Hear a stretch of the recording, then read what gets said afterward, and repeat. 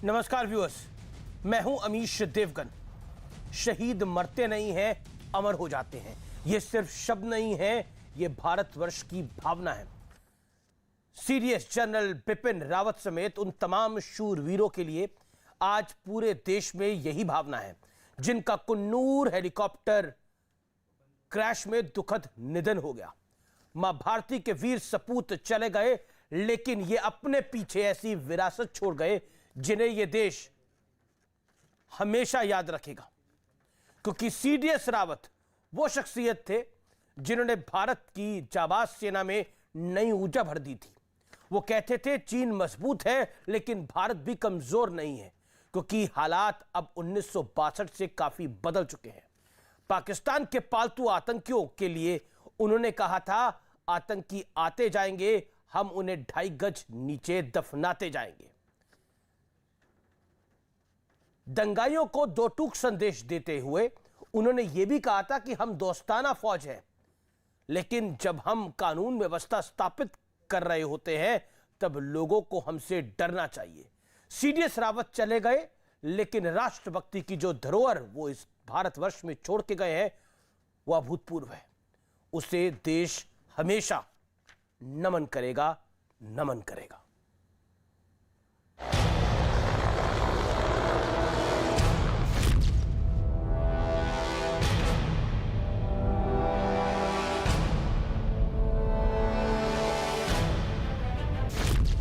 शहीद मरते नहीं, अमर हो जाते हैं। एयरफोर्स के MI-17V5 हेलीकॉप्टर ने कल 11:48 पर सुलूर एयरबेस से अपनी उड़ान भरी, जिसे 12:15 पर वेलिंगटन में लैंड करना था। उस हेलीकॉप्टर में सवार कुल 14 लोगों में से 13 लोगों की मृत्यु हो गई। लेकिन इस मुद्दे पर भी सियासत हुई जो नहीं होनी चाहिए थी। এটা দুর্ঘটনা না ঘটনা আমি জানি না, সেটা এনকোয়ারি রিপোর্ট আসলে আমরা বুঝতে পারবো। বাট ঘটনাটাকে আমরা সকলে আমরা মনে করি আমরা খুব শোকাহত।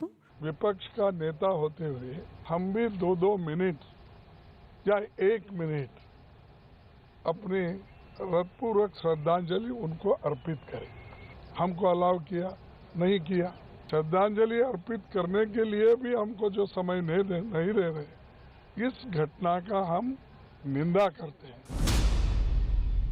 हम बोलते हैं कि हमारे डिफेंस क्षेत्र का आधुनिकीकरण हो गया है, लेकिन हमारे सेनापति ऐसे हेलीकॉप्टर में मारे जाते हैं। लोगों के मन में कुछ शंकाएं हैं। और इसके बाद बीजेपी के तेजिंदर बग्गा ने मल्लिकार्जुन खड़गे के बयान का विरोध करते हुए ट्वीट किया, कांग्रेसियों को हर चीज में राजनीति करनी है। इन्हीं गद्दारों ने रावत साहब को सड़क का गुंडा बोला था। पूरा देश शोक में है। ये तस्वीर बता रही है कि हर देशवासी के दिल में सीडीएस रावत के लिए कितना सम्मान है। लेकिन इस मौके पर भी कुछ लोग बेशर्मी दिखाने से बाज नहीं आए। सीडीएस रावत के निधन पर अमर्यादित टिप्पणी करने वाले व्यक्ति जावेद खान को राजस्थान पुलिस ने गिरफ्तार कर लिया। लेकिन आज इन चंद बेशर्मों पर वक्त बर्बाद करने का दिन नहीं है, क्योंकि सीडीएस रावत के लिए हर देशभक्त की आंखें नम हैं।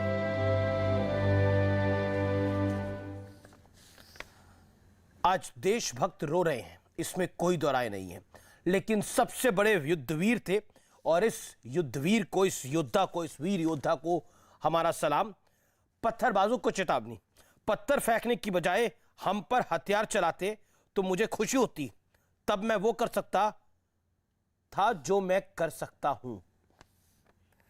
चीन को चुनौती, चीन मजबूत है, भारत भी कमजोर नहीं है। हालात अब 1962 से काफी बदल चुके हैं। दूरदर्शी योद्धा, हमारी सेना 2.5 मोर्चों पर एक साथ जंग लड़ने के लिए तैयार है, यह बड़ा स्पष्ट कहा था जनरल रावत ने। पाकिस्तान को सीधा संदेश, आतंकी आते जाएंगे, हम उन्हें 2.5 गज नीचे दफनाते जाएंगे, यानी 72 हुरों के पास। और जब मैंने कल 72 हुरों की बात कही तो कई लोगों को बड़ी चुभ गई थी। दंगाइयों को दो टूक कहा गया, हम दोस्ताना फौज है, लेकिन जब हम कानून व्यवस्था स्थापित कर रहे हो तो लोगों को हमसे डरना चाहिए। ऐसे थे सीडीएस जनरल बिपिन रावत। मेरे साथ चर्चा करने के लिए इस समय कई मेहमान जुड़ रहे हैं। मेरे साथ विशंबर दयाल हैं, रक्षा विशेषज्ञ। मेरे साथ तौसीफ खान है, टीएमसी के नेता। मेरे साथ जीडी बख्शी हैं, रक्षा विशेषज्ञ। मेरे साथ जनरल जे सिंह जुड़ेंगे, रक्षा विशेषज्ञ हैं। मेरे साथ के सिन्हा भी हैं, आपका भी मेजर जनरल रिटायर्ड, आपका भी स्वागत है। सबसे पहले मैं सिन्हा साहब आपके पास आता हूं। सीडीएस बिपिन रावत अपने पीछे एक ऐसी धरोहर छोड़ के गए हैं जो कि बहुत महत्वपूर्ण है। आज जब पूरा देश उन्हें नम आंखों से विदाई दे रहा है, उनका पार्थिव शरीर कुछ ही देर में पालम एयरपोर्ट पहुंच जाएगा, जहां देश के प्रधानमंत्री भी होंगे, जहां रक्षा मंत्री भी होंगे, एनएसए अजीत डोवल भी होंगे। क्या कहना चाहते हैं? अमीश जी, भारत ने एक अपने रत्न को खोया है, एक ऐसे शूरवीर को खोया है जो कि एक स्ट्रेटेजिक डोमेन के अंदर में, ऑपरेशनल और टैक्टिकल जमीन के अंदर में पूरा घुसा हुआ, एक वास्तविकता से लगा हुआ और देश के लिए इतनी बड़ी काम कर रहा था, और जो वर्क इन प्रोग्रेस है स्ट्रेटेजिक डोमेन में, वो हमारे बीच नहीं रहे, उनके काम अधूरे रहे हैं। और देखिए, पहला सीडीएस है, पहला सीडीएस के ऊपर में बहुत बड़ी जिम्मेवारी, एक बहुत बड़ा, क्योंकि सामरिक दृष्टि से आप देखिएगा तो इससे बड़ी जिम्मेवारी मेरे ख्याल से भारतवर्ष के पास नहीं आई।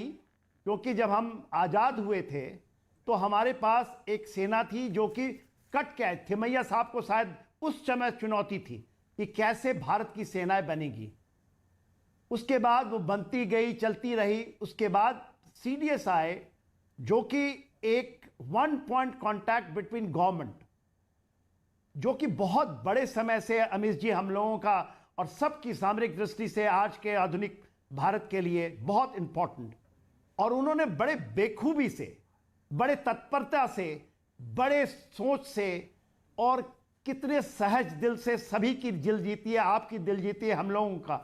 मेरा उनके साथ तो बहुत पुराना संबंध है। हम सेम स्क्वाड्रन के हैं, एनडीए नेशनल डिफेंस एकेडमी में, चार्ली स्क्वाड्रन सेम। 18.5 साल की उम्र से हम एक दूसरे को जानते हैं। और मैंने उनके साथ एज ए ब्रिगेडियर लेवल पे भी एक कोर्स किया था नेशनल डिफेंस कॉलेज, और 4-4.5 साल ऑपरेशनल लेवल पे ईस्टर्न थिएटर में हम काम करते रहे हैं। जो आप देखते हैं, चाहे इंसर्जेंसी का या जो देखते हैं चाइना के साथ, उसमें डोकलाम शामिल है। उसमें मैं मेजर जनरल ऑपरेशन था, उनको मैंने हैंड ओवर किया। देखिए उन्होंने, जी हाँ जी, निश्चित तौर पर। लेकिन कुछ पॉलिटिकल सवाल भी खड़े हुए हैं। संजय राउत ने बोला है कि हम बोलते हैं कि हमारे डिफेंस का आधुनिकीकरण हो गया है, लेकिन हमारे सेनापति ऐसे हेलीकॉप्टर में मारे जाते हैं। लोगों के मन में कुछ शंकाएं हैं, ये उनका बयान है। इस पर आप क्या प्रतिक्रिया देना चाहते हैं? देखिए, सारी शंकाओं का समाधान और निदान और उसका खुलासा तो होगा, क्योंकि देखिए कोर्ट ऑफ इंक्वायरी है। यह ऐसा नहीं कि पहली बार हुआ हो, इसके पहले भी हमने अपने आर्मी चीफ को खोया है। और इन हार्नेस, इसके पहले यदि आप 68 में जाइएगा तो हमने 7 जनरल खोए हैं। तो ये एक हार्नेस की, कॉम्बैट की ये वास्तविकता है। मगर आज के परिप्रेक्ष्य में जब हमारे पास लेटेस्ट इक्विपमेंट हैं, लेटेस्ट सब चीज है, यदि आप सवाल उठाते हैं राजनीतिक तरीके से तो गलत है। मगर सारे लेकिन एक बड़ी खबर आ रही है, ग्रुप कैप्टन वरुण सिंह जो कि इकलौते इस पूरे हादसे में बचे, क्योंकि 14 लोग सवार थे, जिसमें जनरल बिपिन रावत भी शामिल थे, उनकी धर्मपत्नी मधुलिका रावत भी शामिल थी, इसके अलावा भी कई लोग और शामिल थे। इसमें ग्रुप कैप्टन वरुण सिंह भी थे। उनकी हालत अब स्थिर है और उनको वेलिंगटन हॉस्पिटल से शिफ्ट करा गया है और उनको बेंगलुरु लेके आया गया है। ये एक राहत की खबर है कि उनको अब शिफ्ट कर दिया गया है और उनकी हालत स्थिर है। ईश्वर से प्रार्थना है, मैं कल रात भी आपको ये कह रहा था, महादेव से प्रार्थना है कि वो बचे और सकुशल वापस सेना में काम करें वो सबसे ज्यादा जरूरी है, क्योंकि एक एक जान जरूरी है। आज मैं आपको एक तस्वीर दिखाना चाहता हूं व्यूअर्स, मैं चाहता हूं कि उस तस्वीर को आप देखें। आज जब जनरल बिपिन रावत के पार्थिव शरीर को लेके आया जा रहा था, यानी जनरल बिपिन रावत के पार्थिव शरीर को लेके आया जा रहा था, तो सड़कों पे लोग खड़े थे और सड़कों पे लोग सलामी दे रहे थे नम आंखों से। वो तस्वीरें अपने आप में बहुत कुछ बयां करती है, वो तस्वीर बहुत कुछ कहती है। जब जनरल बिपिन रावत को लोग सलामी दे रहे थे, वो तस्वीर देखिए आप। ये वो गाड़ियां हैं जिसमें जनरल बिपिन रावत, मधुलिका रावत, उनके साथ साथ बाकी तमाम लोग जो कल हादसे का शिकार हो गए, शहीद हो गए कह सकते हैं, उनके जब पार्थिव शरीर आ रहे थे, तो इस कसक को महसूस करिए। ये भारतवर्ष है, इस भारतवर्ष के अंदर आप देखिए, मतलब फूलों की वर्षा हो रही है जब वो वहां से निकल रहे हैं, लोगों की आंखें नम है। आप तस्वीरें देखिए, अपने आप में तस्वीरें बहुत कुछ बोल रही हैं। इस तस्वीर को दोबारा देखिए, ये भारतवर्ष है। इस भारतवर्ष में सेना के प्रति अति सम्मान है।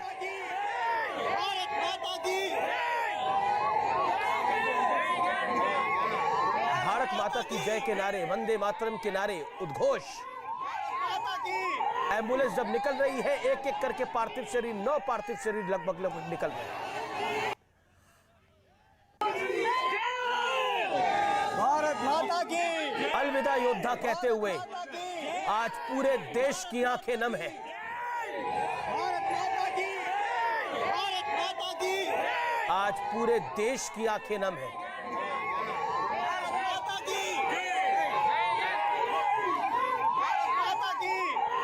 जनरल बिपिन रावत, भारत माता की जय के नारे, ये है जनरल बिपिन रावत। लेकिन आज देश के अधिकतर लोगों की आंखें नम हैं, लेकिन कुछ लोग ऐसे भी हैं जो कारिस्तानी से बाज नहीं आते, और वो लोग वो है। इसीलिए मैंने कल रात को लिखा था कि आज राष्ट्रभक्त देशभक्त तो रो रहा है, लेकिन गद्दार जो है वो मुस्कुरा रहा है। इसीलिए मैंने इस बात को लिखा था। राष्ट्रभक्त देशभक्त देश प्रेमी रो रहे हैं, आज सबकी आंखें नम है। शायद आपके घर में कल कोई कार्यक्रम भी होगा तो आपके घर में यही बात हो रही होगी कि बिपिन रावत चले गए, भारत माता की ब्रिगेडियर लीडर चले गए, भारत माता की के सिन्हा।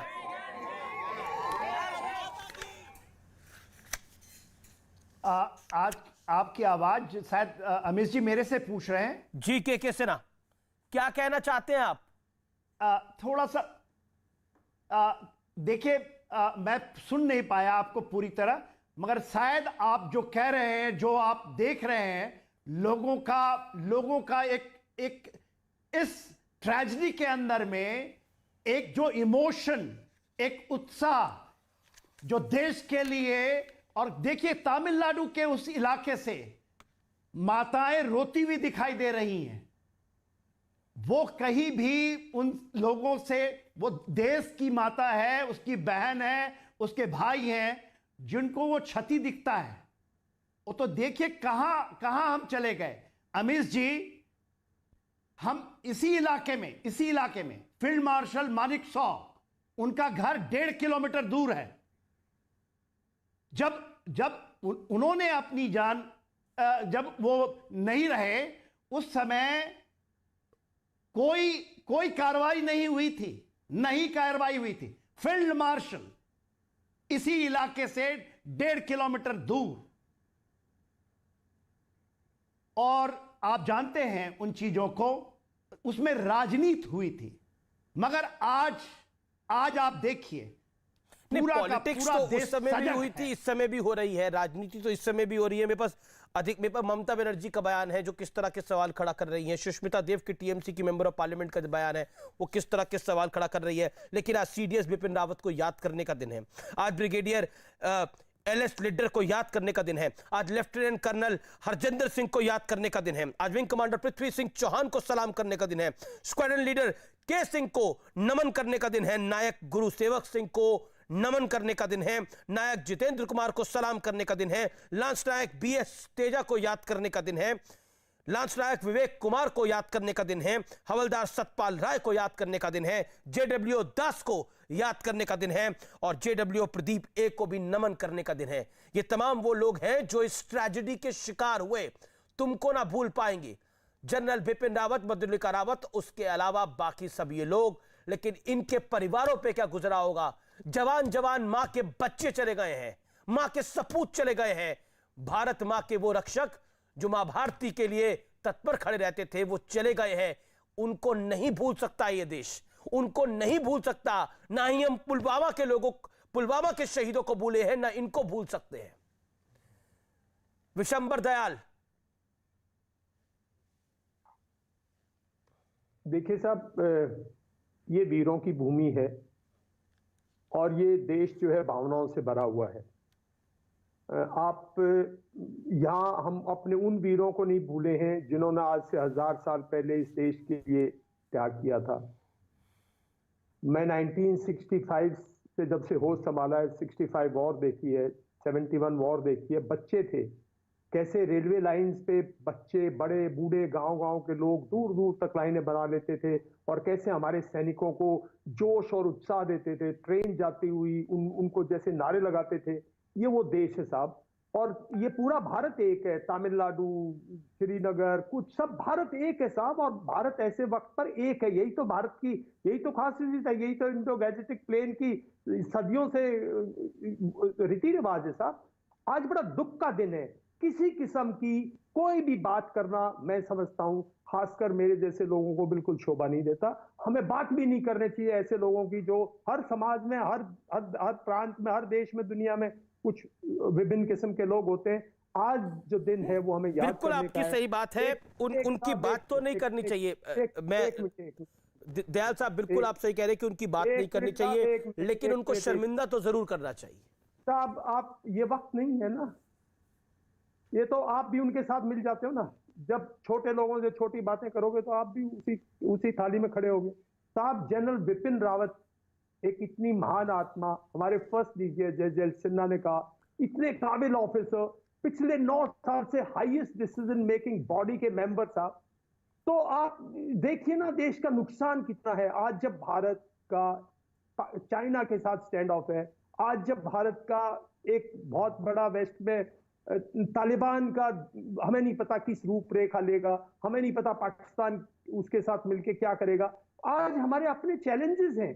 इस चैलेंजेस में एक इतने बड़े, इतनी शख्सियत जो कि तीनों सर्विसेज को एक होके, जुट होके एक आत्मनिर्भरता की तरफ डिफेंस मैन्युफैक्चरिंग को ले जाने की कोशिश कर रहे थे, एक इंटीग्रेशन कर रहे थे, एक ऐसी महान शख्सियत के बारे में बात करें। बाकी तो वक्त के साथ सब अपनी जगह बैठ जाते हैं, मैंने पहले भी कहा आपको।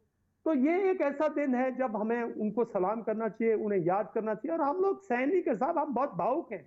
वो हमारे दोस्त थे, जैसे सिन्हा साहब ने बताया, उनके तो वो स्क्वाड्रन में थे, उनके बचपन से साथ थे। इमेजिन करो, टीनेजर बॉयज से साथ थे। और जैसे मैं उनको 2-3 साल से बहुत अच्छी तरह जानता था। 2019 में एरो शो में मेरी उनकी मुलाकात हुई थी, और उसके बाद पहले भी हम मिलते थे, लेकिन उसके बाद हमारी एक म्यूचुअल रिस्पेक्ट थी। मैं डिफेंस एक्विजिशन, डिफेंस टेक्नोलॉजी के बारे में काफी नॉलेज रखता हूं। उनको मैंने कई सजेशन दी 2019 में, और उन्होंने ग्रो किया। 2021 में जब मिले और हम 1 घंटा फिर से बैठे डिनर के टाइम, तो फिनोमिनल ग्रोथ, फिनोमिनल विजन। तो ऐसे इंसानियत की बात करो। उनके स्टाफ ऑफिसर, लीडर, मैं समझता हूँ फौज में इतना पॉपुलर, इतना लविंग ऑफिसर कहाँ मिलेगा। उनकी वाइफ, जिनका इतना कंट्रीब्यूशन था। आप उन जो हमारी विडोज हैं पिछले 4-5 साल में, जो हमारी वीर नारीज हैं, आप उनसे पूछिए। वो इतनी एक लेडी थी जिसमें इतनी मैग्नेटिक पावर थी, हर एक के दिल को छूती थी, उनके दुख दर्द को समझती थी। आज इन लोगों की बात कीजिए साहब। आज दिन इनका है। आज उन आत्माओं का दिन है जो हमें छोड़ के चलेगी। और कितनी दुर्भाग्य की बात है कि 15 मिनट की फ्लाइट थी सिर्फ, और ऐसी फ्लाइट जो कि मेरे ख्याल में पायलट, इतना काबिल, इतना बेस्ट हमारा हेलीकॉप्टर, एक 15 मिनट की फ्लाइट, पता नहीं कितनी बार वो लैंड किए होंगे, कितनी बार उन्होंने रैकी में भी देखा होगा। एक इतनी, और आज मैंने जब वो वीडियो देखा है साहब, जिसमें वो तस्वीर देखी है, अगर कोई मोबाइल से उसकी फोटो खींच रहा है तो इसका मतलब मोबाइल पे कुछ तो विजिबिलिटी थी। तो पायलट को भी कुछ तो दिखा होगा सामने, क्लाउड वगैरह।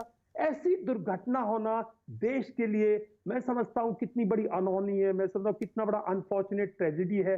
भगवान ही जानता है ऐसी क्यों डेस्टिनी, मैं तो यही कह सकता हूं। तो बड़े और सवाल हैं। और आप हाँ, मतलब आज के दिन भी, आज के एक सैनिक आज हमारे 43 इयर्स की अनब्लेमिश सर्विस इस देश को दे के जा रहे साहब, उनको नमन कीजिए। इन छोटे लोगों की बात में कर लेंगे, आज तो हमें कम से कम इनसे माफी दीजिए।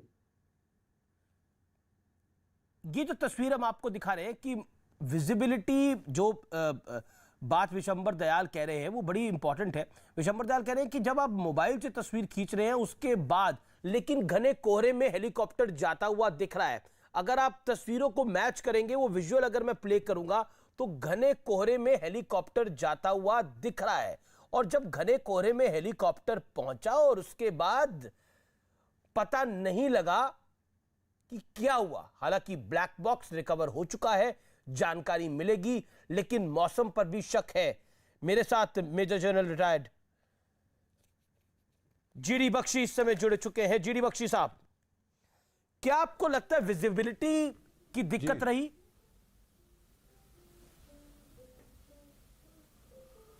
देखिए, अभी जैसे कि जो एयरफोर्स के ऑफिसर्स हैं, वो मेरे जो भी दोस्त कोलीग्स हैं, वो कह रहे हैं it's too early, let's see what the black box says, let the court of inquiry go through, और उसके बाद हम कुछ फैसले पे आ पाएंगे। बट मैं 3.5 साल वेलिंगटन में इंस्ट्रक्टर रहा हूँ, वो हेलीपैड में अच्छी तरह जानता हूँ, कोनूर में अच्छी तरह जानता हूँ। कई बारी वहाँ सडनली फॉग, कोहरा आता है। हालांकि इस विजुअल क्लिप में जो आपने दिखाया, मुझे कोई कोहरा नहीं दिखा है, ठीक है, और एकदम से हेलीकॉप्टर गिरता हुआ दिख रहा है। ये तो बिल्कुल ही कुछ और पिक्चर है। I don't know how genuine this video is. देखिए, मैं वीडियो दोबारा वीडियो कोहरे में जा रहा है। देखिए, ये सीडीएस रावत का हेलीकॉप्टर है। वीडियो में आप देखिए, एक हेलीकॉप्टर कोहरे में जा रहा है। मिस्टर बख्शी,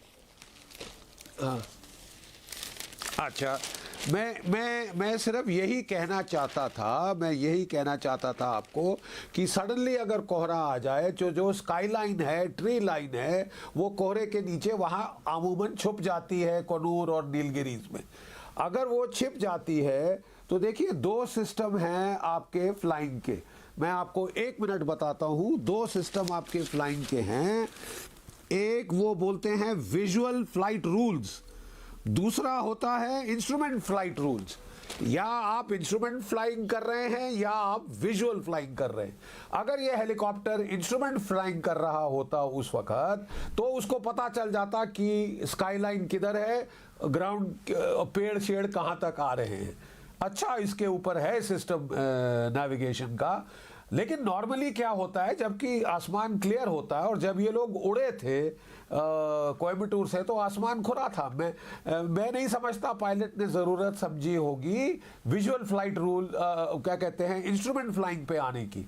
इतना घना कोहरा नहीं था, और उसके चलते शायद वो जो बड़ा पेड़ है उससे टक्कर हो सकती है। ये एक विकल्प जो मेरे एयरफोर्स के कोलीग्स हैं वो लगा रहे हैं। नहीं, देखिए मिलिट्री ऑफिसर जी, मैं फिर कहता हूं, नहीं, एक मैं बख्शी साहब, मैं आपको एक ऑडियो सुनाना चाहता हूं। देखिए, we can't decode it what has happened. Black box जैसा जीडी बख्शी ने बोला, बिल्कुल सही बोला कि वही डिकोड करेगा। लेकिन वहां के टूरिस्ट का वीडियो है जो एक्सक्लूसिवली न्यूज़ 18 के पास है, और ये टूरिस्ट ही वीडियो बना रहे हैं। देखिए, ये वहां पर बड़ा पिकनिक स्पॉट भी है, वो पूरा नीलगिरी का एरिया। और वो जो उनका वीडियो, ऑडियो अप करिए पीसीआर, और ऑडियो को अगर आप अप करेंगे तो पता लगेगा कि क्या कह रहे हैं।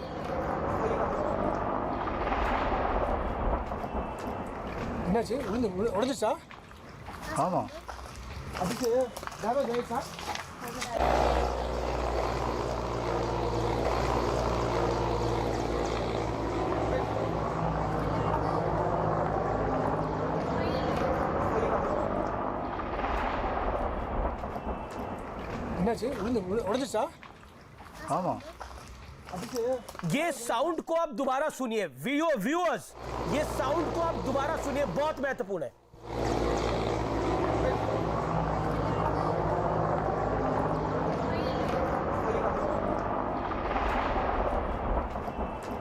यानी ये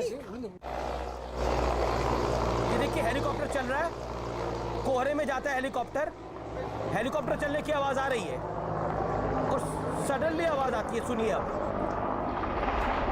क्रैश होने की आवाज आती है। That's the point, that's the point. यानी वहां पर ड्यू फैक्टर भी एक होता है, क्योंकि वो जो पूरा एरिया उसमें कोहरे से ज्यादा ड्यू फैक्टर भी होता है। जब वो कोहरे में हेलीकॉप्टर जाता है, जब ये कोहरे में हेलीकॉप्टर जाता है, उसके बाद वहां के स्थानीय लोग, यानी जो टूरिस्ट है, ये टूरिस्ट है वहां के या फिर स्थानीय लोग हैं, जो भी है हम नहीं जानते, ये कह रहे हैं क्या हुआ है, ये हे भगवान क्या हेलीकॉप्टर क्रैश हो गया, क्या ये नीचे गिर गया, क्योंकि साउंड बहुत तेज है। आप देखिए मोबाइल का जो कैमरा होता है, वो जो साउंड वहां इतनी तेज साउंड होगी जो वो रिकॉर्ड कर रहा है, और ये काफी दूर होंगे उससे। यानी आप सोचिए जो हेलीकॉप्टर जब नीचे गिरा होगा तो ब्लास्ट किस तरह का हुआ होगा कि साउंड मोबाइल फोन के कैमरे में भी रिकॉर्ड हो रही है। That's my point. इसलिए मैं आपसे जानना चाह रहा हूं इसके बारे में, जीडी बख्शी। देखिए, मैं प्लीज कहना चाहता हूं, I have joined your programme about 15 minutes late. अभी मैं यहाँ पे आपकी टीम फंस गई थी कहीं पे, मैं ये वीडियो ठीक से देख नहीं पाया हूँ, इसलिए अगर आप एक बारी फिर दिखा सकते हैं तो मैं कमेंट कर सकता हूँ, लेकिन मुझे एक्सप्लोजन की आवाज नहीं आई है। हाँ, एक्सप्लोजन की आवाज आ रही है।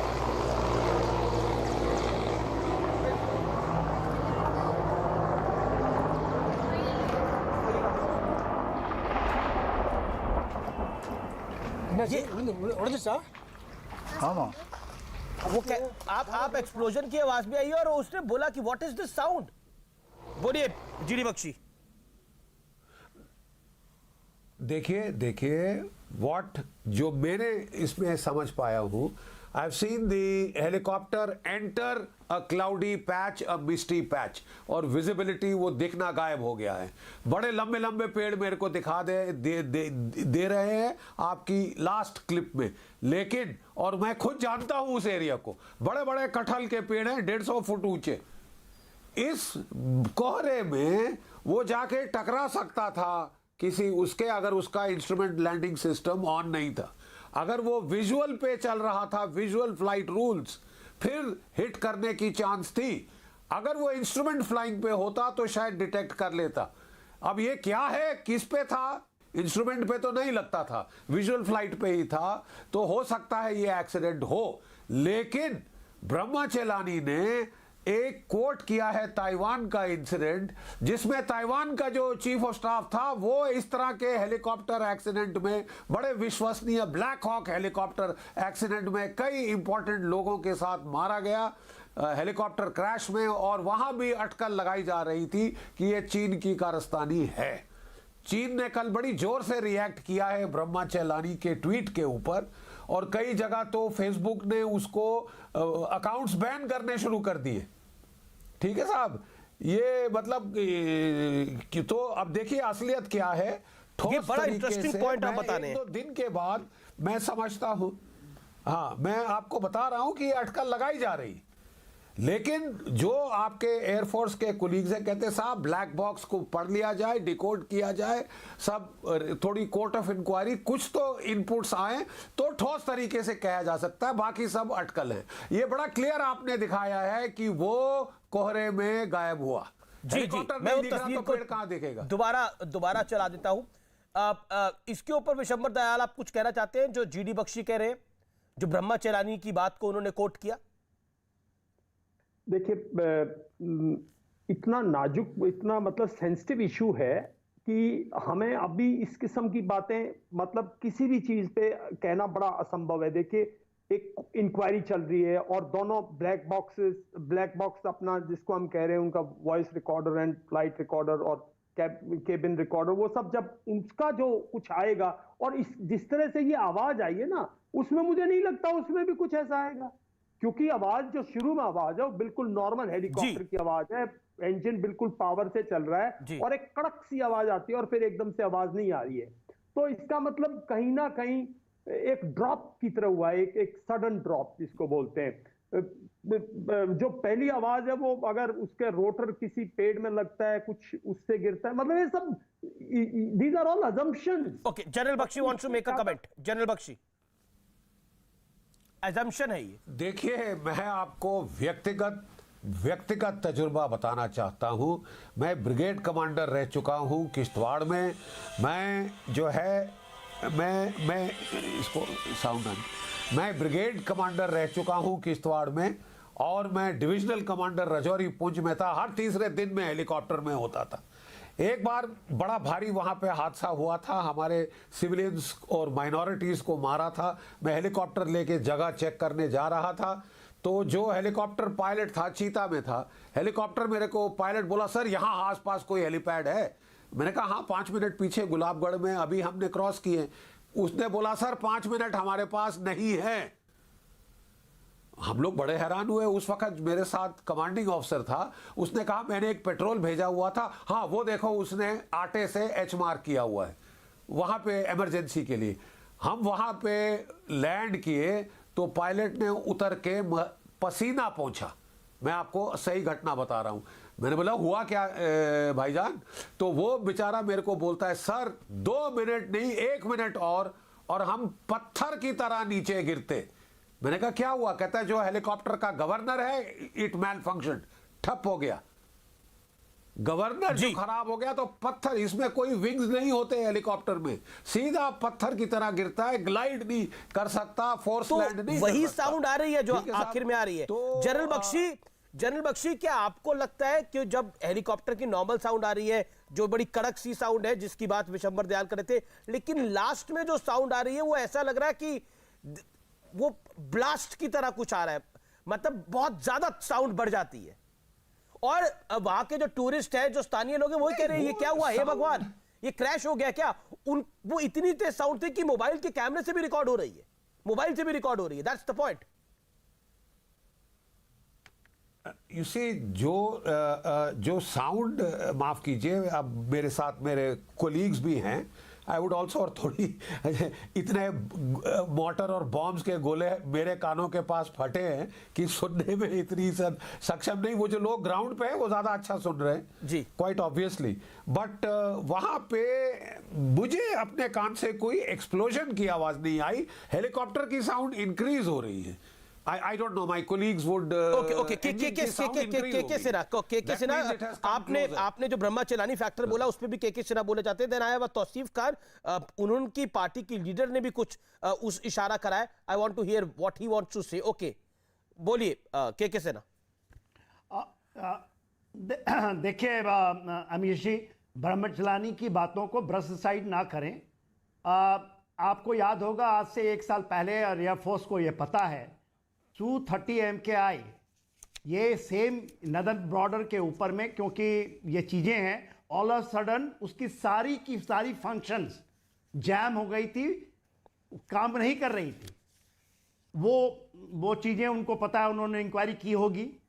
जो ये आपके विंग कमांडर साहब हैं, जो वरुण साहब, जो इसी फ्लाइट में, क्योंकि वो डायरेक्टिंग स्टाफ थे स्टाफ कॉलेज में, शायद वो गए होंगे उनको रिसीव करने के लिए।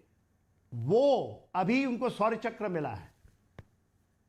वो भी ALH, जो हमारा तेजस है, इसी तरह के कुछ चीज की मुझे एग्जैक्टली कुछ नहीं पता है, और क्योंकि उन्होंने बचा के निकाला तो उसके ऊपर में उनको शौर्य चक्र मिला है।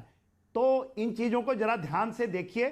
मैं कोई ऐसी बातें नहीं उठा रहा हूं, और मैं ये मानता हूं चाहे आज भले ही कोई सा दिन हो, सारे एंगल्स को आप चेक करें scientifically, not rhetoric, not politically. लेकिन आपने वो साउंड सुना जो एक्सक्लूसिव वीडियो इस समय हम प्ले कर रहे हैं, जिसमें हेलीकॉप्टर जो है जो जनरल बिपिन रावत और बाकी लोगों को लेकर जा रहा है, वो हेलीकॉप्टर की साउंड आ रही है जो हमें एक ड्यू है, फॉग है, व्हाटएवर इट इज, उसके अंदर जा रहा है। उसमें एक साउंड आ रही है, नॉर्मल साउंड आ रही है पहले हेलीकॉप्टर चलने की, लेकिन बाद में एक साउंड आती है जो थोड़ी बढ़ के आती है, अ काइंड ऑफ ब्लास्ट।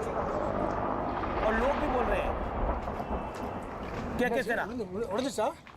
हाँ जी, हाँ अमीर जी, मैं क्लियरली सुन पा रहा हूं, और जो उनकी रिएक्शंस हैं, केवल मुझे क्वेश्चन मार्क ये है कि क्या ये सेम हेलीकॉप्टर है, क्या ये ऑथेंटिक, इसमें क्लियर साउंड है। और देखिए यदि एक ही वीडियो है जो ये लोग वॉक कर रहे हैं और हेलीकॉप्टर वाली, यदि ये पैचअप नहीं है, क्योंकि उसकी आप जांच करवा सकते हैं, यही कंटिन्यूटी में है, तो ये तो जरूर एक साउंड है, वो ब्लास्ट की नहीं है, बट क्रैश की तो जरूर हो सकती है। बड़ा थर्ड साउंड है, गिरने की साउंड है, वो मैं क्लियरली सुन पा रहा हूं। मगर मैं नहीं जानता कि ये दोनों वीडियो एक है, हेलीकॉप्टर का जाना और ये लोगों का, क्योंकि देखिए ये जो ट्रैक है ये नीलगिरीज की ही ट्रैक है, क्योंकि ये टॉय ट्रेन्स हैं जो कि बख्शी साहब बहुत अच्छा भी बता पाएंगे। मैं भी डीएस रहा हूं, 3 साल 1 साल कोर्स किया है, तो हम लोग इस इलाके में जाते रहे हैं। वो ये जो टॉय ट्रेन का ट्रैक है जो कि ऊटी जाती है कोयम्बटूर से, तो उस पे लोग वॉक करते हैं, उसके अंदर लोग पिकनिक्स भी जाते हैं। तो ये दोनों यदि एक है तो इसकी एक ऑथेंटिसिटी होनी चाहिए, और थोड़ा सा इंक्वायरी चल ही रहा है, सब संज्ञान लेंगे वो लोग, और ब्लैक बॉक्स मिल चुका है, उसमें सारे पैरामीटर्स होते हैं, वॉइस रिकॉर्डिंग होती है, तो थोड़ा सा सब्र करेंगे तो चीजें आएंगी। मगर ब्रश असाइड, आपने बहुत अच्छा क्वेश्चन किया है अमीश जी, आप एकदम इसकी चिंता ना करें, क्योंकि इसमें वीआईपी ट्रैवल करते हैं और हमारे लोग ट्रैवल करते हैं। बख्शी कुछ कहना चाह रहे हैं। हमने हमारे जनरल जोशी को भी खोया था। जनरल जोशी को हेलीकॉप्टर हमारे चीफ थे, वो हमने खोया है। तो ये चीजें हमें बहुत बारीकी से देखनी चाहिए। जी देखिए जीडी बख्शी आप बोलिए, देन तौसीफ खान। चाहता हूं, आई वांट टू, ये जो जल सेना साहब ने बिल्कुल सही बोला है, बिल्कुल सही बताया है। ऐसे 2 या 3 वाकये हो चुके हैं हमारे हिमालयन बॉर्डर्स, खासकर अरुणाचल की साइड, जहां पे मिस्टीरियसली जहाज जो है वो गिर गया है। साइंटिफिक अटकलें हैं कि ऐसे इंस्ट्रूमेंट्स हैं जो कि देखिए, आपके फ्लाई बाय वायर एयरक्राफ्ट होते हैं, नॉर्मली एक इलेक्ट्रॉनिक उनका हार्ट होता है, कंप्यूटर, जिसको अगर आप जैम कर दें तो एकदम से वो जहाज गिर जाएगा। उसके इलेक्ट्रॉनिक सर्किट्स फ्राई अप हो सकते हैं। इस तरह के लेसर, इस तरह के माइक्रोवेव्स, इस तरह के कई चीज़ों की बातचीत, अटकलें लग रही हैं, और काफ़ी देर इसके ऊपर बड़ा सोच विचार हो रहा था कि साहब ये क्या चाइना ने कोई नया हथियार ट्राई किया है हमारे बॉर्डर एरिया में हमारे जहाज़ों को गिराने के लिए। बहुत भारी चिंता की बात है। लेकिन जहां तक मुझे याद है, मैंने ओपन लिटरेचर, ओपन सोर्सेज में उसके बाद क्या हुआ उन इंक्वायरीज का अभी तक नहीं पता चला। जी। अगर ऐसे इंस्ट्रूमेंट्स हैं तो कोई भी बंदा उसको, उनका एजेंट ला के यहाँ पे हेलीकॉप्टर को डाउन करने की कोशिश कर सकता है। बट आई वुड सजेस्ट कि वो बोले ना, don't rush in where angels fear to tread. ये जो आपका क्लिप है, मेरा सुझाव आपको यह है कि इसकी ऑथेंटिसिटी लैब से चेक करा लें, और फिर इसको आप जो कोर्ट ऑफ इंक्वायरी बैठी है उसको पेश कर दें। Let the experts take a look at it. They'll be able to tell much better than you and I, helicopter pilots. Very right. ये माजरा क्या है? हो सकता है विकल्प 2 ही है। हो सकता है कि वो फॉग में जाके उसने पेड़ को हिट किया और नीचे गिर गया, और एकदम फ्यूल लोड बहुत हैवी था, क्योंकि रिटर्न ट्रिप का भी फ्यूल उसी के अंदर था। कोई रिफ्यूलिंग फैसिलिटी नहीं है वेलिंगटन की हेलीपैड पे, जो कि गोल्फ ग्राउंड में है। ठीक है साहब। और वो ट्री लाइन वहां बड़ी तगड़ी है, हमेशा बादल एकदम से आ जाते हैं, क्लियर है, एकदम से बादल आ जाएंगे and visibility gets down to 0। उसमें अपना डिस्टेंस फ्रॉम ग्राउंड एस्टिमेट करना, अगर वो विजुअल फ्लाइंग कर रहा है, ये तो एक साहब लकूना है। जी इंस्ट्रूमेंट फ्लाइंग अलग है। इंस्ट्रूमेंट फ्लाइंग तब की जाती है जब शुरू से ही फॉग है, लेकिन यहां पे वो कर रहा था, और इतना सोफिस्टिकेटेड नहीं है हेलीकॉप्टर में। जी बख्शी की वो करे, ज्यादातर एक्सपर्ट्स बोल पाएंगे। या तो ट्री हिट किया है, अगर वो नहीं तो दूसरा विकल्प तो साहब बहुत बहुत गंभीर है, और हमें थरली चेक करके ही इसकी बात करनी चाहिए। बिल्कुल, मुझे लगता है कि जो कुछ भी कोर्ट ऑफ इंक्वायरी ऑर्डर हुई है उस पर एग्जैक्ट जानकारी निकलेगी। लेकिन मैं आपसे जा रहा था तो तौसीफ खान, देखिए घटना हुई है, बड़ी दुखद घटना है, लेकिन देश की आंखें नम है, लेकिन पॉलिटिक्स क्या इस पर करनी जरूरी है? ये घटना है या दुर्घटना, क्या आपको लगता है? नहीं, देखिए, जब ये दुर्घटना हुआ और जब ये सैड न्यूज़ आया उस वक्त ममता बनर्जी अपनी रिव्यू मीटिंग में बिजी थी, और जैसे ही उनको ये खबर मिला उन्होंने अपना रिव्यू मीटिंग रोक दिया। वहीं पर वो उठकर बोली कि बहुत ही दुखित घटना का खबर आया है कन्नौज से। बहुत ही वो ग्रीफ से भरी हुई थी और उन्होंने कहा कि मैं अभी एक्सप्रेस नहीं कर सकती हूँ, मैं मीटिंग ख़त्म करती हूँ। उन्होंने अपना मीटिंग ख़त्म किया क्योंकि ये CBS बिल्कुल आपकी बात सही है, दुख उनको हुआ होगा, लेकिन तीनों चीफ, लेकिन आपने पार्लियामेंट के अंदर जो आपकी मेंबर ऑफ पार्लियामेंट है सुष्मिता देव, वो कहती हैं कि ये जो मॉर्निंग हो रही है वो भी सिलेक्टिव हो रही है, हमको अलाउ नहीं किया गया। तो द पॉइंट इज दिस कि इसमें भी पॉलिटिक्स क्यों? बिल्कुल, अरे एक जो डिफेंस मिनिस्टर ही हमेशा बोलते हैं, डिफेंस स्टाफ है, वो सारे देश का है, वो सारे देश का है, वो बीजेपी का नहीं है। पर ये वो अपोजिशन का भी उतना ही है जितना बिल्कुल अपोजिशन का होगा। पार्लियामेंट के बाहर भी आप पार्लियामेंट के बाहर भी आप दुख व्यक्त कर सकते हैं, नेता बोलेगा कौन है आपको? और अपोजिशन नहीं लेकिन बोलेगा। हर चीज में राजनीति, आपने भी यही बयान दिया, कांग्रेस ने भी यही बयान दिया। आपने मोनोपोली, ये मोनोपोली ठीक नहीं है। पार्लियामेंट के अंदर में आप कल कर लेते हैं, के अंदर में अपोजिशन का नेता खड़ा आप शनिवार को कर लेते हैं। अभी तो पार्थिव शरीर दिल्ली नहीं पहुंचा है, लेकिन आपको बुरा लग गया। उन परिवारों के बारे में नहीं सोचा जिन 13 लोगों की जान चली गई है, एक जो अपनी जिंदगी और मौत की जंग लड़ रहा है। सोचना चाहिए था ना उसके बारे में। दिया गया। ये लड़ाई झगड़ा आपका परसों भी हो सकता था। आप सोचिए कि आज ही करना जरूरी है सड़क पर। आप अमीश देवगन जी, आप सोचिए इस बात को कि अपोजिशन का एक नेता जो पार्लियामेंट में सदन के अंदर खड़ा होकर के कहता है कि मुझे 1 मिनट दे दो, मैं श्रद्धांजलि देना चाहता हूं। 1 मिनट आप मांगते, 1 मिनट बाकी पॉलिटिकल पार्टी मांगती, उनको रोक दिया गया। क्यों पीछे छुटती, ये कैसा मोनोपोली है? छुटती, सपा क्यों पीछे छुटती, बसपा क्यों पीछे छुटती, ओवैसी क्यों पीछे छुटते? ऐसे होता नहीं है ना। 2 दिन तक का इंतजार तो हो जाता है। अरे घर में भी मौत होती है तो 2 दिन तक कड़ाई नहीं चढ़ती। लेकिन इस देश के नेताओं को ऐसा लगता है कि हर चीज में सियासत उनका मौलिक अधिकार है। पार्थिव शरीर अभी दिल्ली नहीं पहुंचा और यहां पर हो रहा है कि हमें अफसोस करने का मौका नहीं मिला सदन के अंदर। क्यों? ये लड़ाई आप करिए, आपको जो भी सदन में बात करनी है, 2 दिन बाद नहीं हो सकती थी ये लड़ाई। My point is this. मैं एक अंतराल के लिए रोकता हूं।